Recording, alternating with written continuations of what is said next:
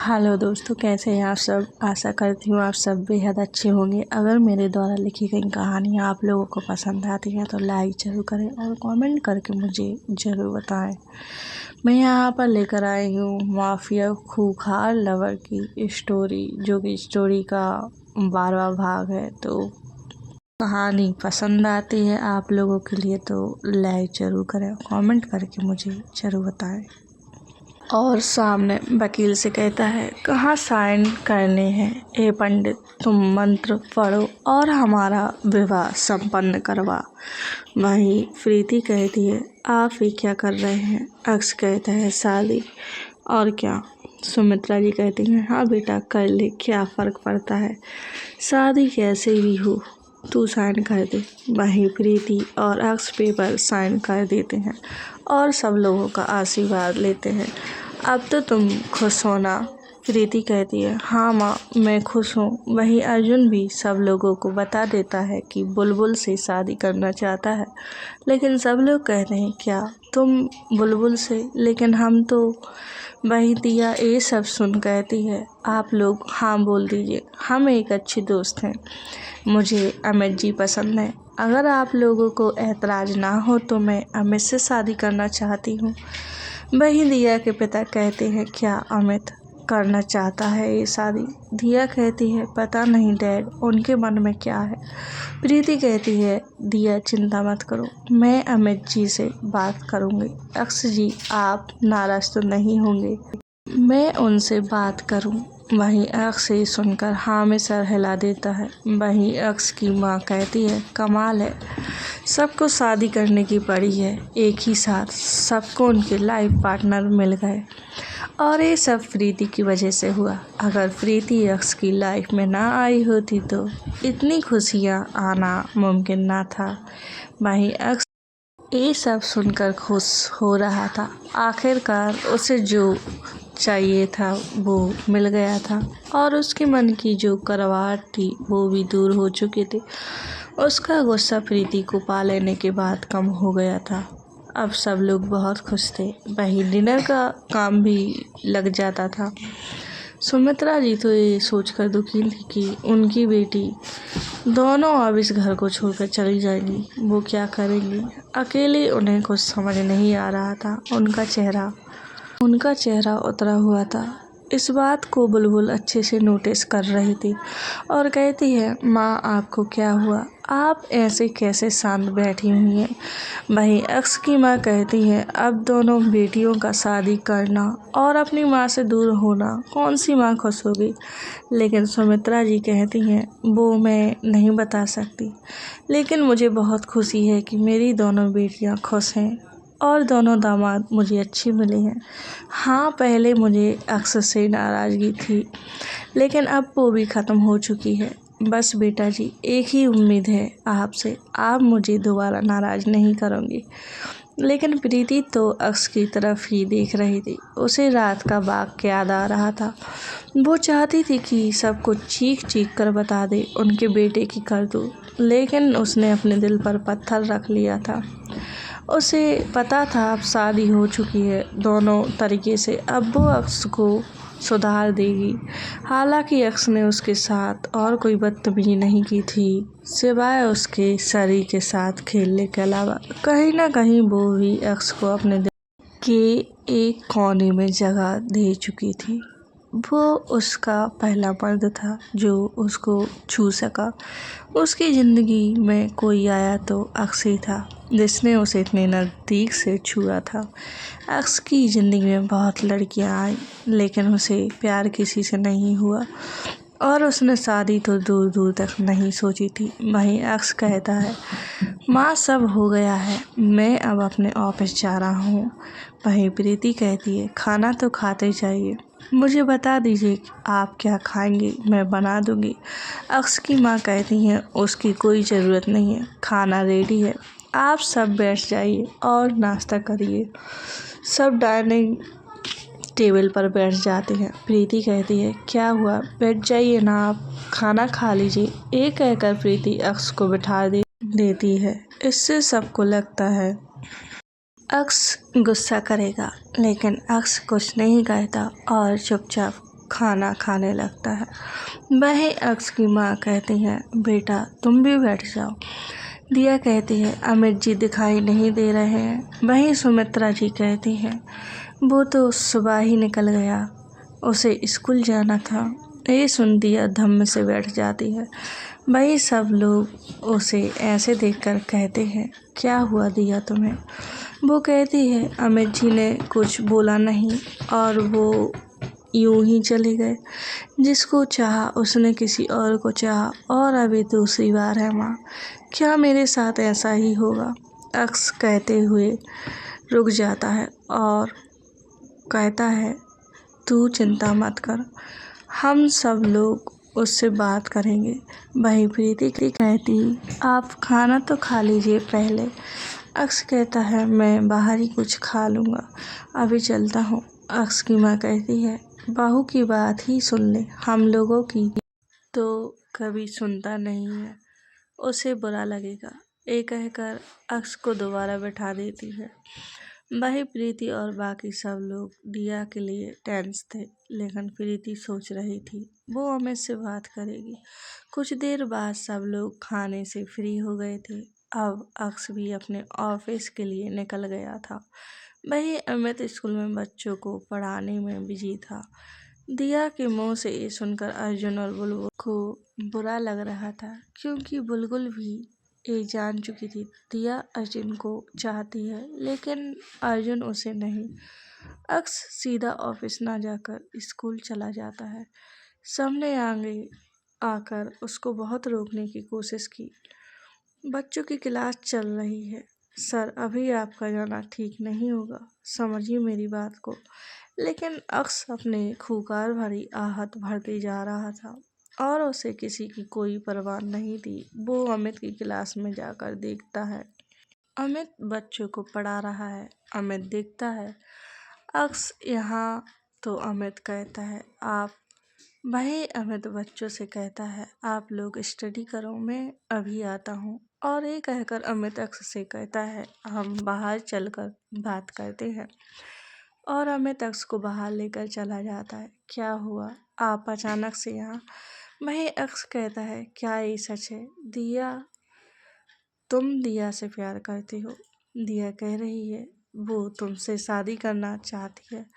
अमित ये सुनकर चुप रह जाता है। कुछ देर सोचने समझने के बाद अमित कहता है, मैं आपकी बहन से प्यार नहीं करता। ये सुन अक्स की मुट्ठी बन जाती है और कुछ कहने ही वाला था कि अमित कहता है, लेकिन मुझे आपकी बहन पसंद है और वो मुझसे शादी करना चाहती है, तो मुझे कोई दिक्कत नहीं है। मैं भी चाहूँगा कि वो मेरी ज़िंदगी में आए।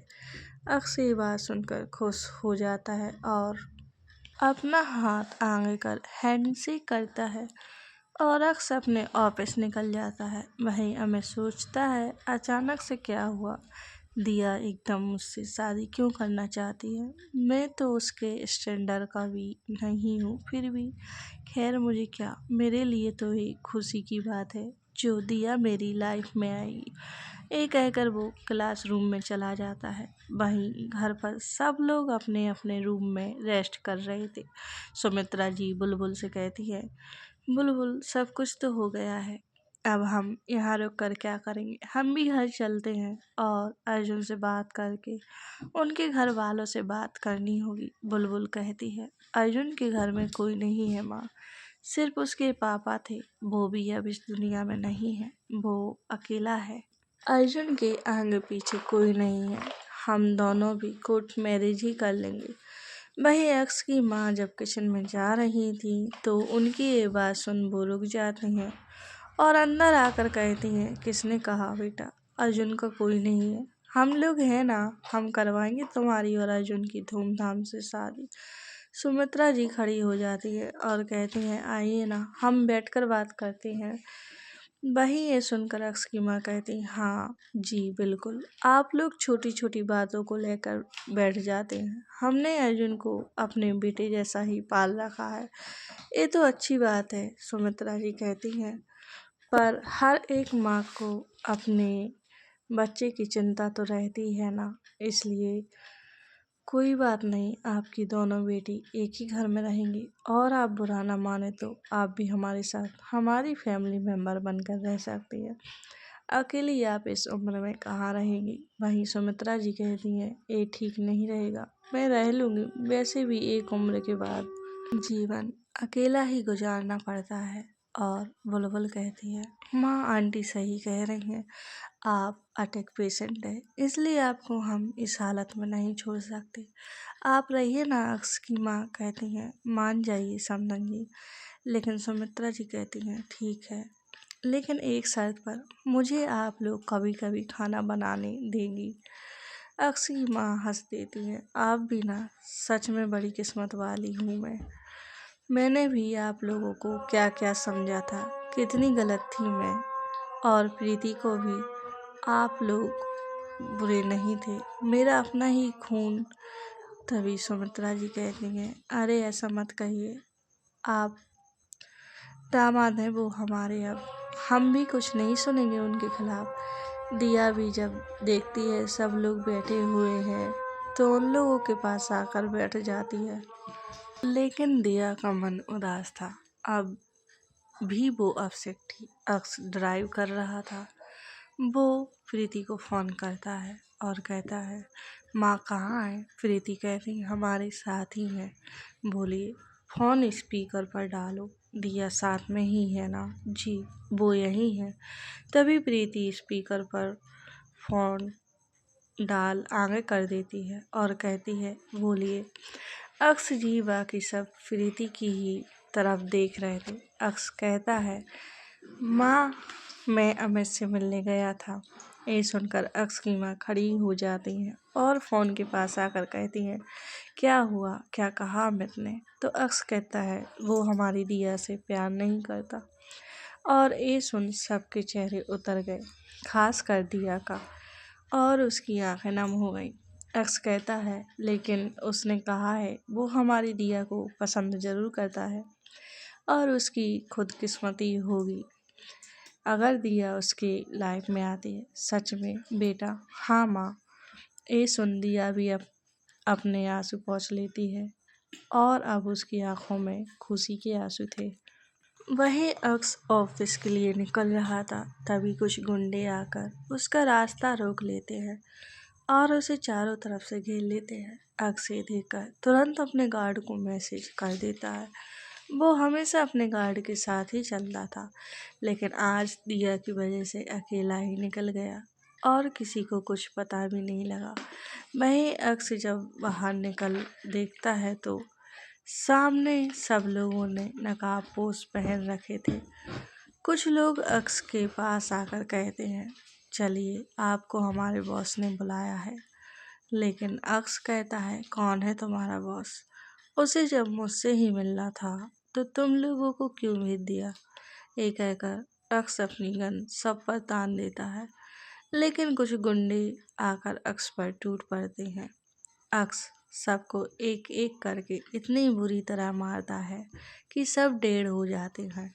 वहीं पीछे से कोई अक्स पर गन पॉइंट कर देता है और अक्स जब तक कुछ सोच पाता, उसे पीछे से आकर दो आदमी अपनी गिरफ्त में लेकर उसे बेहोश कर अपने साथ ले जाते हैं। इस बात से सब अनजान थे, सब काफ़ी खुश थे। वहीं प्रीति के फ़ोन पर एक मैसेज आता है, अगर अपने पति को जिंदा देखना चाहती हो तो चुपचाप यहाँ मेरे पास आ जाओ। प्रीति मैसेज पर वहीं बेहोश होने की कगार पर थी, लेकिन उसने खुद को कैसे भी करके संभाला और अपना फ़ोन हाथ में ले सबको कहती है, माँ वो अक्स जी का मैसेज आया है, उन्होंने मुझे अपने ऑफिस बुलाया है और बोला है आप लोगों को कह दें आज हम बाहर ही रहेंगे। लेकिन अक्स की माँ कहती हैं, अरे ये क्या बात हुई? तुम अकेले कैसे जाओगी? उसे ही तुम्हें लेने आना चाहिए था ना, तुम इस घर की बहू हो, ऐसे कैसे उसने तुम्हें अकेले बुलाया है? हाँ, वही प्रीति कहती है, माँ अब उन्होंने बुलाया है तो मुझे जाना होगा। आप ना ऐसा करिए, मैं बुलबुल और अर्जुन जी को साथ ले जाती हूँ। वहीं ये सुन बुलबुल कहती है, ये अच्छा है। तब जाकर अक्स की माँ हामी भर देती है। लेकिन सुमित्रा जी को कुछ अजीब सा लग रहा था। वो अपने मन में ही सोचती है, सब कुछ ठीक तो है, मैं बेकार में चिंता कर रही हूँ, सब ठीक है। हाँ, सब ठीक है। कुछ देर बाद प्रीति और अर्जुन बुलबुल अपनी मस्ती में मस्त थे। लेकिन प्रीति से रहा नहीं जाता और वो रोने लगती है। उसे रोता देख अर्जुन कहता है, दी क्या हुआ, आप रो क्यों रहे हो? और ये मैसेज अर्जुन को दिखा देती है। बुलबुल भी कहती है, क्या दी, तू अकेले कैसे जाएगी? मैं तुम लोगों को साथ नहीं ले जा सकती। अर्जुन, तुम मैनेज करना, कुछ मुझे आइडिया नहीं है। उसने कहा है अकेले आने को, लेकिन अगर वो तुम लोगों को देख लेगा तो मुझे यहाँ से निकलना होगा। उसकी एक गाड़ी आने वाली है, उसी में जाना होगा। अर्जुन कहता है, क्या आपने घर में ही क्यों नहीं बताया? अगर आपको किसी ने हमारे साथ देख लिया तो क्या होगा? वो अक्स को नुकसान भी पहुंचा सकते हैं। नहीं प्लीज, ऐसा मत कहिए। मैं यहाँ से निकल रही हूँ, आप अपनी गाड़ी मोड़कर अंदर रख लीजिए, फिर किसी दूसरी गाड़ी से आइए। मैं अपनी निशानी छोड़ती जाऊंगी। मेरे पास वक्त नहीं है। आपको जो करना हो करिए, हमें इस प्रॉब्लम से निकालना होगा। और प्रीति गाड़ी से निकल आगे बढ़ने लगती है। अर्जुन ने भी वैसा ही किया, अपनी कार पीछे ले जाते हुए अंदर रखती थी और दूसरी कार निकाल बुलबुल और अर्जुन उसमें बैठ जाते हैं। और अर्जुन बड़ी होशियारी से प्रीति पर नज़र रख रहा था। साथ में निकल कर बुलबुल के साथ मस्ती करता जा रहा था। कुछ देर बाद एक ब्लैक कलर की कार आती है, जो प्रीति को आंखों में पट्टी बांधकर बिठा कर ले जाती है। वहीं अर्जुन ये नोटिस कर रहा था, कुछ सुराग छोड़ने के लिए मिला ही नहीं, क्योंकि उन लोगों ने कार को पूरा पैक कर दिया था। आखिर अब क्या करेगी प्रीति? कैसे अर्जुन तक अपना पता भेज पाई? जब प्रीति को वहां ले जाया जाता है, उसके हाथ बंधे हुए थे और आंखों पर पट्टी। ये उसे अंदर ले जाया जाता है, लेकिन कुछ ऐसा होता है उसे समझ नहीं आता। उसके साथ जो आदमी थे वो एक ही बात कहते हैं, हमें माफ़ कर दो, हमसे बहुत बड़ी गलती हो गई। प्रीति को कुछ समझ नहीं आ रहा था। वहीं वो कहती है, तुम जो कोई भी हो, अक्स जी को छोड़ दो प्लीज़। तुमने मुझे बुलाया था, मैं आ गई। मुझे नहीं पता तुम्हारी मुझसे या अक्स जी से क्या दुश्मनी है। प्लीज़ मुझे छोड़ दो। वहीं कोई आकर प्रीति को कमर में हाथ डाल उसे अपने सीने से सटा लेता है और प्रीति के हाथ खोल देता है। वहीं प्रीति अक्स के एहसास से उसे अपनी बंद आँखों से भी पहचान लेती है। अक्स जी, आप ठीक तो है ना? और अपने हाथ उसके चेहरे पर ले जाते हुए उसे गले से लगा लेती है। वहीं अक्स समझ नहीं पाया, बंद आँखों से भी प्रीति ने कैसे उसे पहचान लिया। फिर प्रीति अपनी आँखों की पट्टी हटा कहती है, आप ठीक है? मैं बहुत डर गई थी। वो अक्स से थोड़ा दूर होकर देखती है तो चारों तरफ उन गुंडों का ढेर पड़ा हुआ था। अक्स ने उन्हें ऐसे मारा था, बिल्कुल खूंखार जानवर की तरह। प्रीति को उनकी हालत देखकर वोमिटिंग हो जाती है। अक्स जी, ये सब आपने किया? और एक कहकर वो वहीं बेहोश हो जाती है। उससे वो नज़ारा देखा नहीं गया। वो गिरती उससे पहले ही अक्स उसे अपनी बाहों में ले लेता है और उसे लेकर बाहर निकल जाता है। प्रीति से पहले वहां अर्जुन और बुलबुल पहुंच चुके थे, क्योंकि अक्स सबको ढेर कर चुका था और उन्हें कहता है, मैं बिल्कुल ठीक हूँ। ये बात सुनकर अर्जुन बुलबुल को कहता है, हमारा अक्स बहुत मास्टरमाइंड है, वो बिल्कुल ठीक है। और अर्जुन वहाँ बुलबुल को लेकर चला जाता है। बुलबुल को वो कार में ही बैठने का इशारा करता है, क्योंकि पीछे प्रीति भी आ रही थी और उसके साथ कुछ गुंडे भी थे। वही अर्जुन अक्स को देख कहता है, अक्स ये चोट तुझे? मैं ठीक हूँ, मुझे कुछ नहीं हुआ। ये साले वही लोग हैं जब रास्ते में मेरी प्रीति को छेड़ रहे थे और तेरी बुलबुल को भी। उनमें से मैंने एक को अपनी कार से उड़ा दिया था, उसी का भाई था। अब भी यही बोल रहा था मेरी प्रीति को मेरे सामने। मैं बोल नहीं सकता। इसने मेरी प्रीति के लिए अपने मुंह से इतने गंदे शब्द निकाले। मैंने इन लोगों का कीमा बना दिया। मेरे भाई, तूने ठीक किया। तूने ऐसे लोगों के साथ यहीं होना चाहिए। चल अब, अभी नहीं, प्रीति उन लोगों के साथ होगी ना, वो भी आ रही होगी। तू जा, मैं उनका भी गेम बजा कर आता हूँ। तो चलिए दोस्तों, आज की कहानी का एंड यही ख़त्म करती हूँ। उम्मीद करती हूँ आप लोगों को ये कहानी का भाग पसंद आएगा। पसंद आता है लाइक करें और कमेंट करके मुझे ज़रूर बताएं। और अगर आप लोगों ने मेरे चैनल को सब्सक्राइब नहीं किया तो प्लीज़ सब्सक्राइब ज़रूर कर लेना।